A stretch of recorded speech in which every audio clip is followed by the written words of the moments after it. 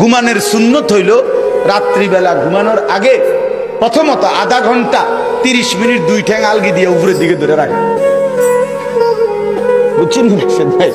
তাইলে না কি হইতো যে আস্তাগফিরুল্লাহ হুজুর এটা একটা কথা কইলেন, সারাটা দিন মেহনত করে আইসি অল্প দূর হইতাম, কারণ বুঝি ঠ্যাং আলগি দিয়ে দিতাম।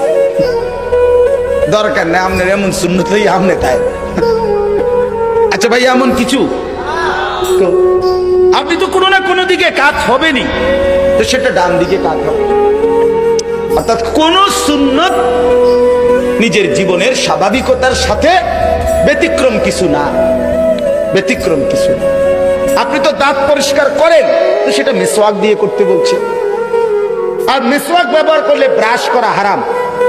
কথা বলেন না কেন? না না, আপনারা ডাক্তারে 2 বার ব্রাশ করতে কইছে, করেন।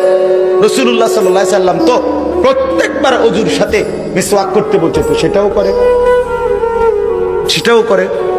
ওইটা খুব বুঝে ধরলো, ব্রাশ কোনোদিন ভুল হয় না, টুথপেস্ট কোনোদিন ভুল হয় না, মিসওয়াকের কথা কোনোদিন মনে পড়ে না।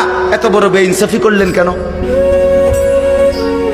ডাইনিং টেবিল সবাই চিনলেন, দস্তরখান চিনলেন না কেন? কথা বলেন না কেন? এটা চিনলেন না কেন? কেন চিনলেন না? মূল কারণ ওই ভাই কথা বলো না, ভাই এই বাবারা কথা বলো না ওইখানে। আরে বাবা অল্প একটু সময় সবর করো, কথা বলো না বাপ, আমি এক্ষুনি ছেড়ে দিচ্ছি, এরপরে কথা বলার সুযোগ দেওয়া হবে না। সামনে আগানোর দরকার, এরা বইতো না তো, বসলে তো জায়গা আছে, ওরা সিদ্ধান্তই নিচে দাঁড়াইয়া শুনবে, চাপার দরকার না, এমনি জায়গা আছে, ওরা এমনি দাঁড়ায় রয়েছে। এমনি তো অনেক জায়গা এখন আছে, এমনি বসলে সবাই বসতে পারবে। জি চলেন শুনেন, এই জন্য বললাম আমার কথা হলো এই দ্বিতীয় কথা। 1 নাম্বার হলো আমার জীবনের সকল হালাতে, আমার সকল প্রয়োজনে একজন, তিনি কে? আর আমার জিন্দিগির মানুষ মাত্রই, মনে রাখেন, মানুষ মাত্রই অনুসরণ প্রিয়, অনুকরণ প্রিয়। মানুষ কারো না কারোর অনুসরণ করেই।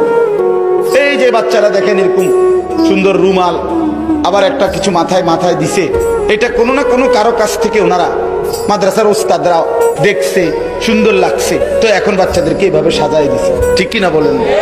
এটা অনুকরণ, এটা অনুকরণ করছে কোনো একটা। আমরা প্রত্যেকেই অনুকরণ প্রিয়, অনুকরণ প্রিয়। হ্যাঁ, এই যে অনুসরণ, অনুকরণ, এটা মানুষের একটা স্বভাবজাত অভ্যাস। মানুষ তার সৃষ্টিগতভাবেই কাউকে না কাউকে অনুসরণ করেই। তো সেটা যদি আমি সর্বশ্রেষ্ঠ সবচেয়ে সুন্দর প্রিয় নবী সাল্লাল্লাহু আলাইহি সাল্লামকে অনুসরণ করি, তাইলেই তো উত্তম। আমি যেহেতু সুন্দরের পছন্দই করি, তো সবচেয়ে সুন্দর তো তিনি। আমি যদি সবচেয়ে সুন্দর স্টাইলটা পছন্দ করি, তো সেটা তো রাসূলুল্লাহ সাল্লাল্লাহু আলাইহি সাল্লাম।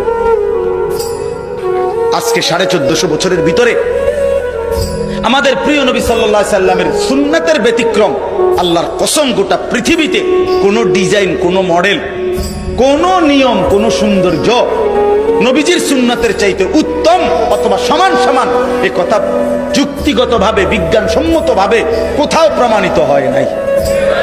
যা সুন্নাত তাই সর্বশ্রেষ্ঠ সুন্নাত।